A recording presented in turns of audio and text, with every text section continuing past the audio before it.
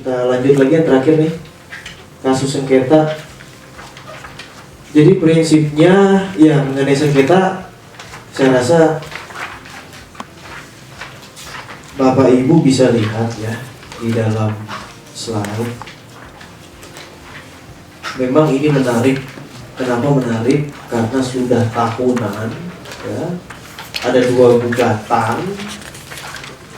Ini 2 gugatan. Tunnya 2 gugatan. Nah, sampai PK gugatannya. Sampai PK, peninjauan kembali itu udah yang paling terakhir tuh. Pengadilan Negeri, Pengadilan Tinggi, Mahkamah Agung, Kasasi kan. Peninjauan kembali di Mahkamah Agung. Tapi antara putusan 49 sama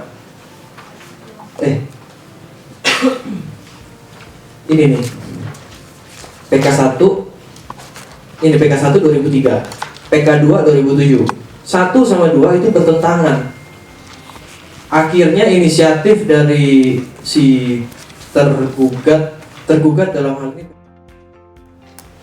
dia mengajukan PK ketiga di tahun 2009 mungkin ya, putus 2010. Lalu ini keputusannya.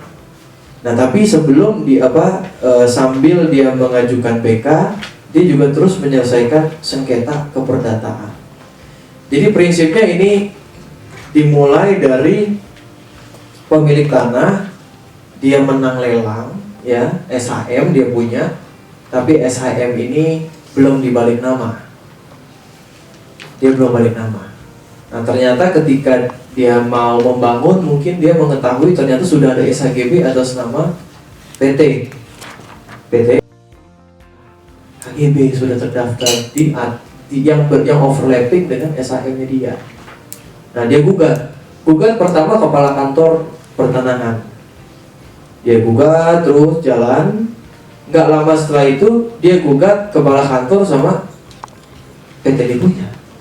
Dia gugat. Jadi 2 kali gugat ya.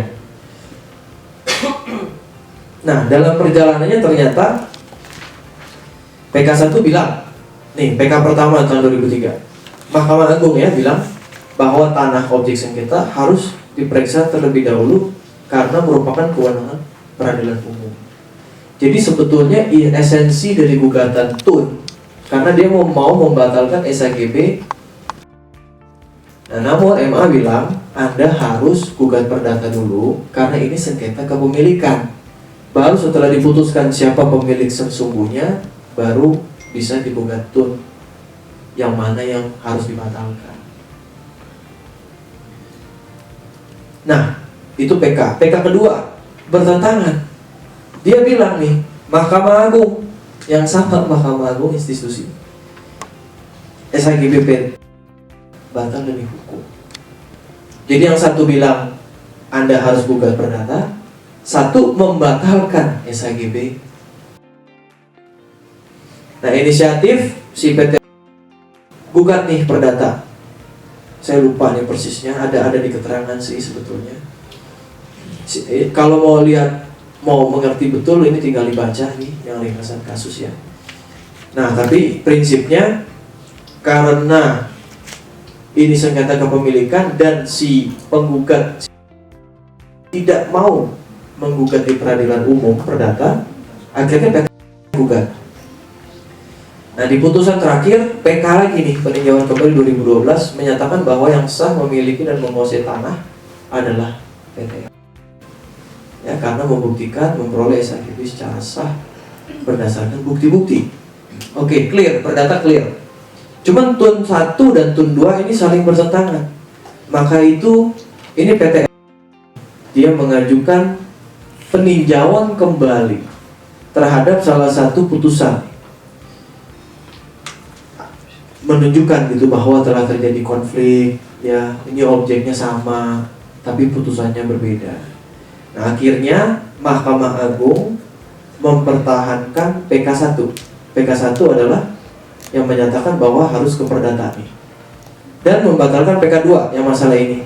SHGB batal demi hukum itu dibatalkan putusan ini karena objek sengketa dan para pihak sama serta 2 putusan tersebut bertentangan satu sama lain.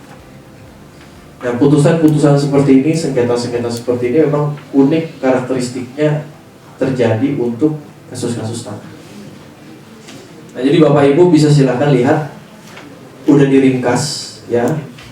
Bisa dilihat dari PN, PT, dari Petun, lalu PT Tun, lalu MA, itu berubah-ubah, win lose win gitu, lose win lose. Jadi nggak selalu win gitu atau lose, nggak, berubah-ubah ya.